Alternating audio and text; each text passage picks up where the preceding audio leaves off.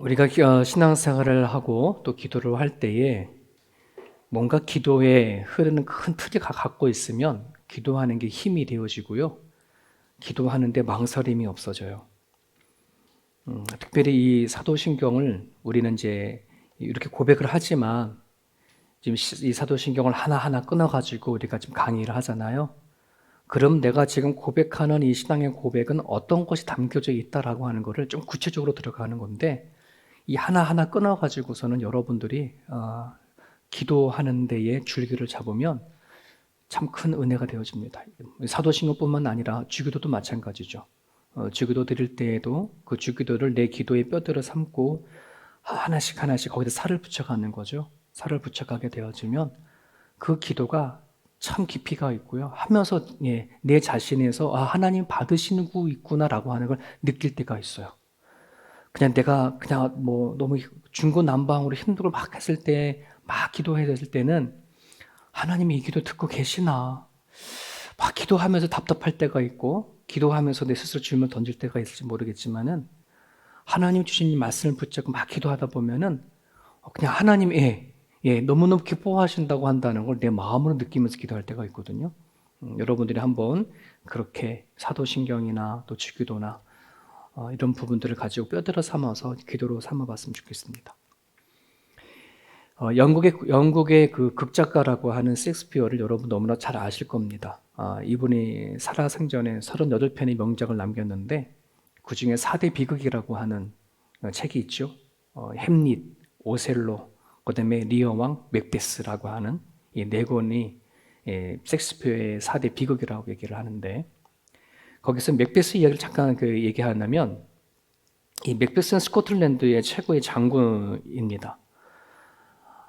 이 맥베스라고 한 장군이 이 영국을, 스코틀랜드를 침범한 반군을 다 쫓아가서 다 격파를 하고 그리고 승리하고 돌아오는 길에 3명의 마녀를 통해서 예언을 받습니다. 어떤 예언을 받냐 그러면, 맥베스 너 돌아가게 되어지면 스코틀랜드의 대영주가 될 거고 더군다나 국왕이 될 거다 라고 하는 예언을 얻게 되어져요. 근데 이제 맥베스가 과연 그럴까, 설마 하고 이제 스코틀랜드로 돌아왔는데, 아니나 다를까, 그 당시에 스코틀랜드의 대왕이었던 덩컨 왕이 승리하고 돌아온 이 맥베스를 막 후원하고 지지를 하면서 그 땅의 대영주가 되게 만들었어요. 근데 이 맥베스는 대영주가 끝이 아니잖아요.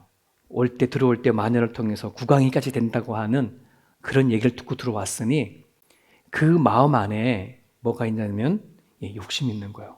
내가 이 영주까지 된 거는 됐는데 분명히 마녀가, 그것도 한 명이 아니라 3명의 마녀가 국왕이 된다고 하니까 내가 어떻게 막 국왕이 될까? 근데 아무리 시간이 지나봐도 이게 자기가 국왕이 될 기미가 보이지 않는 거예요. 그래서 이 맥베스가 자기의 아내랑 아주 은밀하고 긴밀한 공모를 합니다. 그러고 나서는 던킨 왕을 집으로 초대를 하고, 그리고 아주 비밀리에 완전 범죄, 살인을 하게 되죠요. 그래서 맥베스 그 부인이 이 던킨 왕을 죽이고, 그러고 나서는 드디어 맥베스가 국왕이 되어진 거예요. 근데 마녀들이 예언했던 그거는 자연스러운 국왕이 되어지는 건데, 그건 자기가 만드는 거잖아요. 자, 그리고 그 뒤로 나선, 국왕이 되고 나서는 이 맥베스하고 그 아내에게 끊임없이 악몽이 계속해서 찾아오는 거예요. 꿈이 꾸는 거예요. 맨날 손에 그러니까는 이 아내가 와가지고 자기 남편한테 와서 꿈을 꿨는데 내 손에 피가 잔뜩 묻은 그러한 꿈을 꿨다고, 손에서 피 비린내가 난다고 맨날 그렇게 하는 거예요. 그 글을 읽어보게 되면 그 맥베스 부인이 절규하는 장면이 이렇게 기록되어 있습니다. 아직도 내 손에 피의 냄새가 나는구나. 얼마나 많은 물로 씻어야 하는가. 아라비아의 모든 향수를 다 가지고 이 작은 손에 피비린 내 나를, 이 손을 지울 수 있을까 할 정도로 그러니 글을 써요. 자기 안에 있는 양심이 뭐 하는 거예요? 맥베스와 그리고 그 부인의 마음을 건드려준 거죠. 누구도 알지 못하게끔 완벽하게 암살을 했지만 자기 양심인 뭐 하는 거예요? 아는 거죠. 오늘 우리가 사도신경에는 고백하는 과정 가운데 죄를 용서받는 것이라고는 이 고백을 합니다. 죄사함과 죄 용서에 대한 그런 고백이거든요.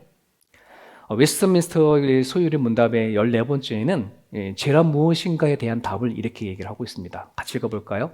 노란색으로 시작. 죄는 하나님의 법을 순종함에 부족한 것이나 혹 어기는 것이다. 하나님의 법, 하나님의 말씀을 순종함에 부족한 것, 그리고 또 혹 그것을 어기는 것, 쉽게 말하면 하나님의 말씀에 대해서 불순종하는 것을 죄다, 이렇게 얘기를 하고 있습니다. 그러니까 우리가 지금 아침에도 그런 말들 새벽에 하지만 우리가 생각하고 있는 죄는 윤리와 도덕 어떤 법을 정한 기준에서의 죄가 아니라 성경에서 말하는 죄는 하나님의 주신 말씀에 어긋나는 것, 그게 죄라는 거예요. 아담과 하와가 선악과 따먹기 뭐 그 큰 죄야. 윤리와 도덕적으로 따지면 그렇게 큰 죄가 아닐지 모르겠지만 사형까지 해당할 죄가 아닐지 모르지만 하나님 앞엔 사형해야 될 만한 중요한 죄라는 것이에요. 여러분, 유대인들은 모세 오경을 연구를 해서 그 모세 오경을 통해 가지고 자그마치 613개의 계명을 만들었어요. 그리고 나서는 648개는 뭐뭐 하라 하는 계명을 만들었고 365개는 뭐냐 그러면 하지 말아라 하는 계명을 만들었어요. 두 개 합쳐서 613개인데 248개는 하라, 365개는 하지 말아라, 이 계명을 두 개 나눴어요. 자, 그런 거 보게 되어지면 여러분, 우리가 무엇을 그러니까 뭔가 했는데 뭐냐면 이렇게 나쁜 짓을 했어요. 그러니까 하지 말라 하는 것도 중요하지만 무엇인가 해야 되는데 하지 않는 것도 죄로 규정을 한 거예요. 그죠? 우리가 생각했었을 때는 내가 나쁜 짓을 하지 않으면 그만이야 할지 모르겠잖아요. 그런데 성경에 보면 뭔가 하지 않는 것도 죄라고 한다는 거예요. 여러분, 야고보서 2장 10절의 말씀, 이런 말씀이 있습니다. 누구든지 온 율법을 지키다가, 여기서 말하는 온 율법이라고 한다는 것은 이스라엘 백성들이 모세 오경을 통해서 만들어낸 613개의 계명이에요. 온 율법을 지키다가 그 하나를 범하면 모두 범한 자가 되나니, 613가지에 612가지는 지켰어. 근데 그 중에 하나를 어겼어. 그러면 그것도 뭐 하는 거예요? 죄를 범한 거다라고 얘기를 하고 있어요. 자, 그런데 여러분 보세요. 이런 관점에서 우리가 죄를 본다 그러면 죄 짓지 않고 살아갈 사람들이 어디 있겠어요? 그렇지 않습니까? 613개나 되어지는 그 계명을 따라서 살아간다는 것 자체는 거의 불가능하지 않을까, 이런 생각을 해보게 되어집니다. 마태복음 좀 길지만 이런 마태복음에 보게 되어지면 같이 한번 읽어볼까요? 시작.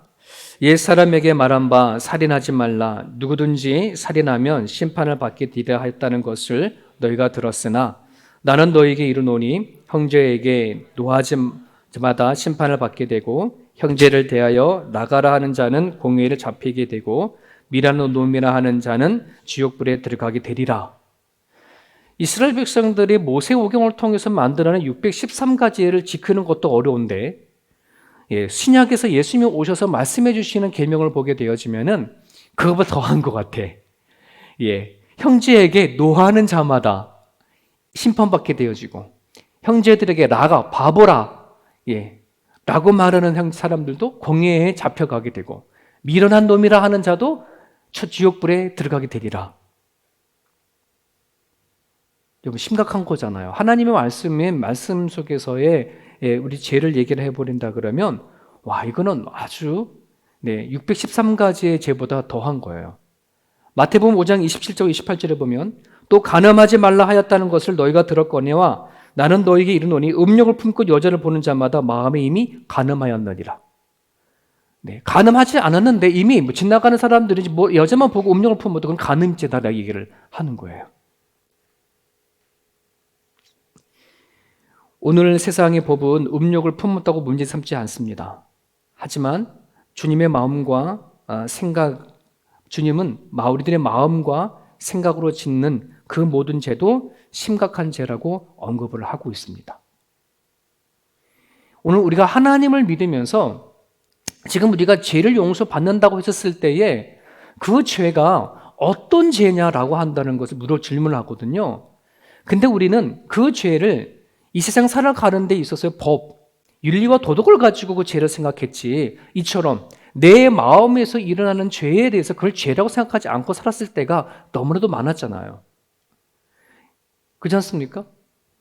우리 마음속에는 하루에도 수십 번씩 죄를 짓잖아요.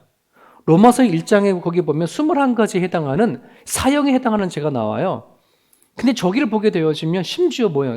그 쭉 읽어보시면 불의, 추악, 탐욕, 악이 가득한 자, 시기, 살인, 분쟁, 사기치는 것, 악독이 가득한 자, 수근수근하는 자, 비방하는 자, 하나님께서 미워하는 자, 능욕하는 자, 교만한 자, 자랑하는 자, 뭐 이런 거 따지고 보면은 저기에 해당하지 않고 살아갈 사람들이 어디 있어요? 저 21가지의 자유할 사람이 어디 있겠어요? 누구나 다 하루에도 수십 번씩, 그잖아요? 저게 걸리는 거잖아요.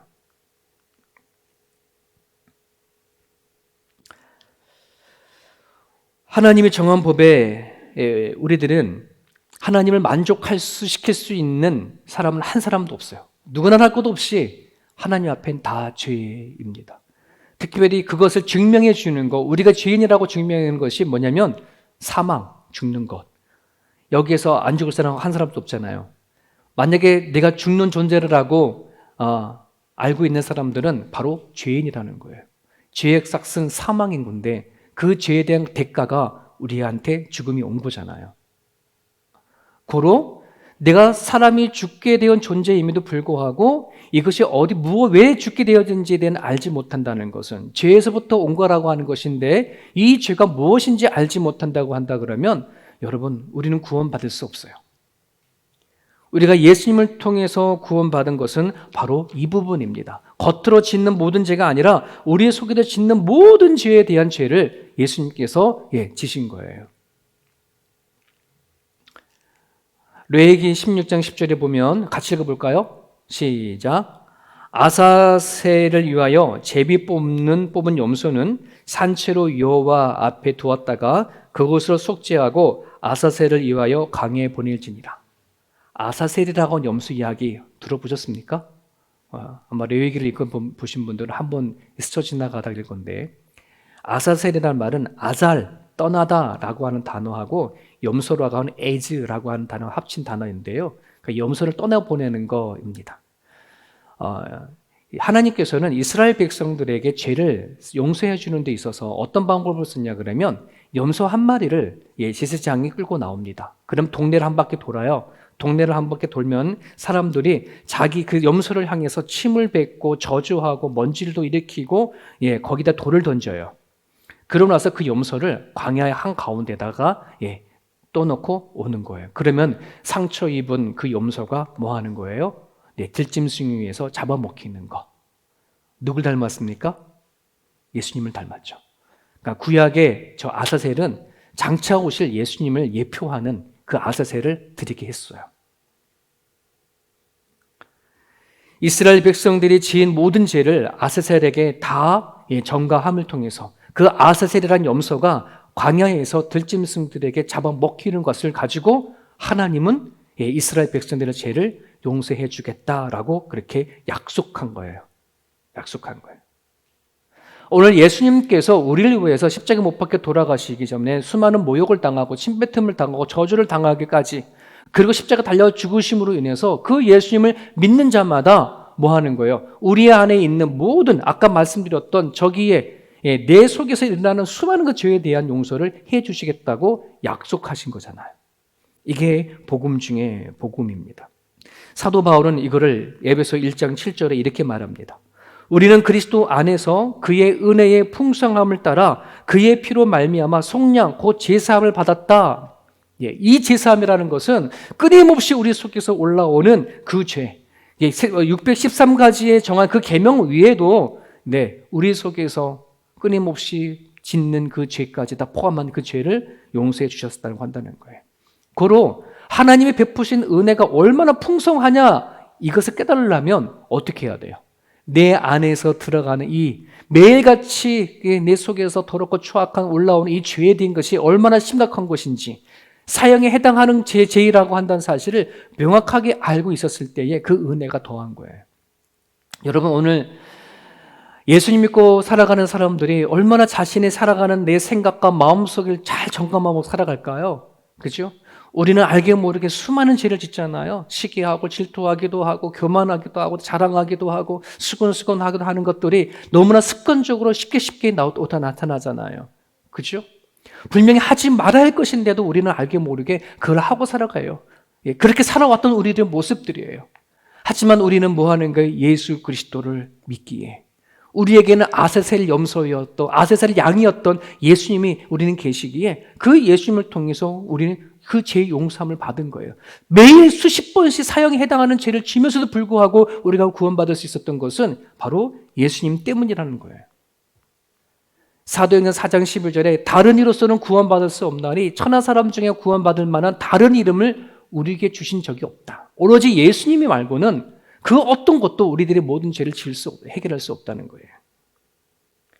죄 용서를 받을 수 있는 다른 이름, 다른 방법, 다른 길은 없습니다. 오직 예수 그리스도밖에 없다는 것을 우리는 고백하는 거예요. 사도신경에 내 죄를 용서받는 것과 이것은 예수님을 통해서 우리는 용서함을 받았음을 철저하게 우리는 고백하고 나가는 거예요.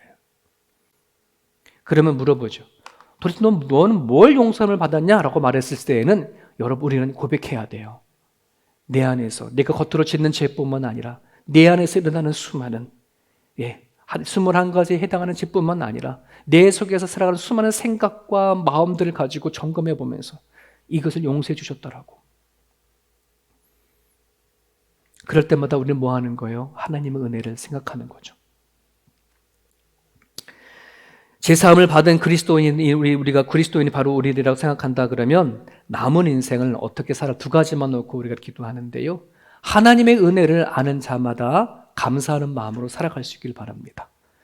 그 은혜를 알잖아요. 내가 어떠한 곳에서 제사함을 받았는 것이 안다 그러면 반드시 감사하는 마음으로 살아갈 수 있기를 바랍니다. 여러분 감사 찬양 중에 이런 거 있죠. 날 구원하신 주 감사, 모든 것 주신 감사, 이런 찬양 있잖아요. 그 중에 가장 큰 감사가 제일 먼저 하잖아요. 날 구원하신 주 감사. 수많은 감사가 있는데 제일 먼저 감사해야 될 것은 나를 구원해 주신 것에 대한 감사, 내 죄를 용서해 주신 것에 대한 감사. 이것을 우리가 정말 실질적으로 고백하느냐 하는 것은 대단히 중요한 메시지입니다. 여러분들이 기도하실 때에 또는 여러분들의 또 누군가가 기도하실 때에 하나님을 통해서 구원받은 죄 용서에 대한 은혜가 얼마나 큰지를 알게 해달라고 여러분 기도해 주시고요. 그렇게 기도해서 은혜를 아는 사람마다 발견되어지는 것이 뭐냐면 내가 얼마나 큰 죄를 짓고 살아가는지를 깨닫게 되어져요. 내 안에 얼마나 교만함이 내 스스로 나를 높이고자 하는 것들이 하나님 보시기에 얼마나 악한 것인지 깨닫게 되어진다는 것이죠. 또 하나는 하나님께로부터 받은 용서가 나를 통해 다른 사람에 흘러가게 하는 삶 되게 중요합니다. 내가 하나님 앞에 그 크신 그만한 큰 용서함을 받았다고 한다 그러면 이제는 뭐예요? 내가 다른 사람들에게 그 용서함을 받은 그 마음을 흘러보내는 삶, 이건 대단히 중요한 부분들입니다. 여러분 세상에 쉬운 일들이 그렇게 많지는 않지만 그 중에서도 누군가를 용서하는 일, 참 이건 참말로 힘이 듭니다. 참으로 어렵습니다. 제가 목회하면서도 수십 년, 아니 한평생을 용서하지 못해 살아가고 있는 그런 성도들을 참 많이 만났어요. 자, 그런데 가장 큰 상처받는 사람들이 어딜까요? 나를 가장 사랑하는 사람들. 가족에게 받는 상처가 제일 크죠. 가깝게 지낸 사람들 앞에 받는 사랑이 그만큼 크지 않습니까? 근데 너무나 많은 사람들이 그 사랑했던 사람들에게 받는 상처들을 가지고 몸부림을 쥐고 또 그리고 여전히 회복되지 못해져서 눈물을 흘리면서 기도하는 사람들을 많이 보게 되어집니다. 2000년 전에 예수님의 제자들도 용서하는 것이 되게 힘들었었나 봅니다. 마태복음 18장에 보게 되어지면 예수님이 그 베드로가 예수님 앞에 이렇게 물어봅니다. 그때 베드로가 나와 이르되 주여 형제가 내게 죄를 범하면 몇 번이나 용서하여 주리이까? 7번까지 하오리까? 주께서 이르시되 내게 이르노니 7번뿐 아니라 7번을 70번까지라도 할지니라. 여러분 그 당시에 유대인들의 납비가 그때 이스라엘 백성들에게 가르칠 때에 누군가가 자기 자신에게 잘못했었을 때에는 3번 정도는 참아주고 용서해 주라라고 하는 가르쳤다고 그래요. 근데 지금 베드로는 후하게 7번 얘기한 거예요. 우리가 랍비한테 이렇게 교육을 받았을 때, 가르침을 받았을 때, 누군가 나한테 잘못했을 때는 적어도 3번까지 용서해 주라고 했는데, 하나님, 예수님, 그러면 7번까지 하면 많이 해주는 거 아니겠습니까? 이런 식으로 얘기한 거예요. 후하게 얘기한 거예요. 근데 예수님 뭐라 그런 거예요? 아니, 7번을 70번씩. 몇 번이에요? 7, 7, 49, 490번. 그럼 490번 하고 491번째는 하지 말라는 거예요? 그 얘기는 아니겠죠. 용서하는 것에는 한계를 두지 말라는 겁니다. 끝까지 제한을 두지 말라는 거. 너무 어렵지 않습니까, 이게? 근데 성경은 뭐라 얘기하고 있냐 그러면 네가 받은 용서가 그만큼 크다는 거예요. 우리가 왜 490번 이상, 아니 용서하는데 제한을 두지 않냐 그러면 내가 받은 하나님 예수님 통해 받은 용서는 어마어마하다는 거예요. 너가 평생 동안 갚아도 갚을 수 없는 그 용서함을 하나님부터 받았다고 한다는 거지. 그러니까 그 은혜를 안다고 한다 그러면 용서하라는 것이. 우리가 죄를 사여 주십시오. 또 죄를 사여 주신 것을 믿습니다. 고백할 때에 삼위일체 되신 하나님께 진심으로 감사할 뿐만 아니라 하나님으로부터 받은 그 은혜를 다른 사람에게 흘러보낼 수 있는 것, 또 사랑하고 용서하겠노라 하는 그런 결단을 하는 것이라는 사실을 여러분이 기억을 하셨으면 좋겠습니다. 김남준 목사님이 쓴 책 중 가운데에 그 마음지킴이라고 한 책이 있는데요. 그 마음, 거기에 보면 이런 한 글귀가 나와요. 한번 같이 읽어볼까요? 시작. 용서함이 우리의 마음이 없을 때 하나님께서 우리를 위해 날마다 행하고 계심에도 불구하고 하나님이 행하신 일을 느낄 수 없는 영적인 무감각에 이르게 된다. 영적 무감각에 이르게 된다. 저 글귀에는 뭘 얘기하고 있냐 그러면 용서한다는 것은 누구를 위해서가 아닌 결국 내 자신을 위한 것인 것을 알 수 있어요.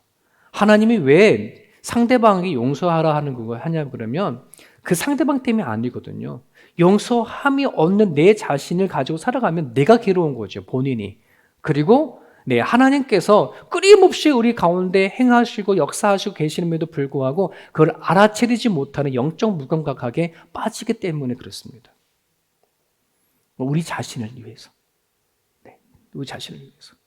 저도 우리 시온이와 지온을 이렇게 키우다 가다 보면 얘네들이 학교 생활을 하다 보면 누구한테 상처받고 막 그러잖아요. 그럼 얘들 마음 안에 정말 이제 잘못한 그런 아이들이 있어서 마음이 되게 힘들어할 때가 막 있어요.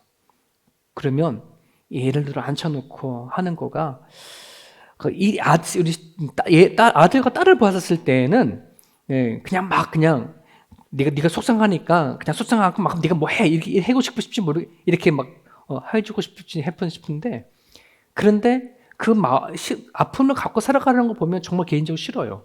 그 문제를 어떻게든 처리를 해서 그 친구를 바깥에서 만나든 어떻게 만나든 얘가 극복했으면 좋겠다 이런 마음이 아버지 마음을 갖고 있더라고요. 지금 당장 얘가 친구 때문에 힘들어해서 뭔가 보복하고 싶고 뭔가 막 그냥 자기 똑같이 뭔가 해주고 싶은 그 마음이 있어서 너도 그렇게 해줘 이렇게 얘기해주고 싶을 때도 들어 있지만 그것이 아니라 그렇게 해줘봤자 얘한테는 그게 시원한 게 아니거든요. 끝내는 이 마음 안에는 걔가 내 살아가는 데 있어서 큰 걸림이 되잖아요.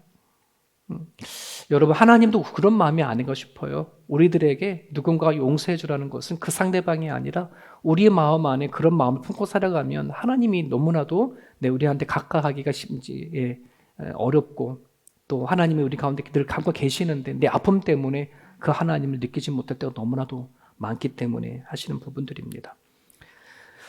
여러분 코비드 때문에 사회적 거리가 우리가 유지가 되어져서 그동안에 많이 거리감이 많이 생겼지만 이럴수록 주님과 나와의 거리 그리고 가족과 여러분들의 거리 또 여러분 자신과 또 주변에 있는 사람들과의 거리가 가까워져 갈 수 있기를 원하고요. 특별히 다른 죄와의 거리는 점점 멀어져서 하나님의 은혜 가운데 살아냈으면 좋겠습니다. 이 시간을 같이 우리 기도하기 원하는데요. 두 가지